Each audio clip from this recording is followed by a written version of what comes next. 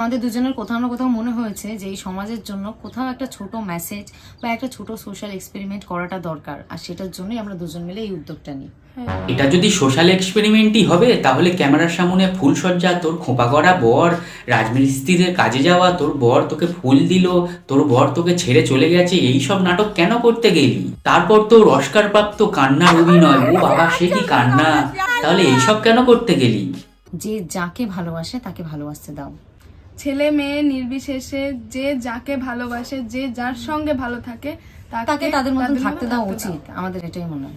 এই যে যাকে ভালোবাসে সে তার সঙ্গে থাক, তাতে আমাদের কোনো অসুবিধা নেই, কিন্তু সোশ্যাল মিডিয়ায় এসে এইরকম ছ্যাবলাও মার্কা কাজকর্ম করলেই আমাদের অসুবিধা। ও আমার বোনের মতন, ঠিক আছে? ওর সাথে হাই, বরকে বোন বানিয়ে দিলে? রোস্টাররা কি দু চার কথা বললো না বললো সেই ভয়ে তুমি তোমার বরকে বোন বানিয়ে দিলে?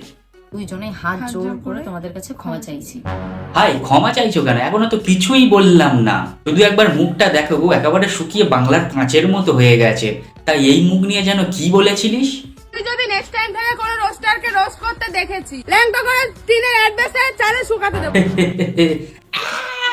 আর্নিংটাও হচ্ছে অনেক চলতো, আর চাইলেই আমি এই জিনিসটাকে অনেক লম্বা টাইম পর্যন্ত টানতে পারতাম যে আমার ভিউজ আসছে, আমার টাকা অনেক বেশি আর্নিং হবে। সেই টাকার খিদেটা কিন্তু আমার ছিল না, সেই জায়গায় দাঁড়িয়ে নেই বলে আজকে আমি এটা খুব শর্ট টাইমের মধ্যে এন্ড করে দিচ্ছি। আর হ্যাঁ তাই তো, মাত্র 13টা এপিসোড না, একদম তোমাদের টাকা পয়সার খিদে নেই।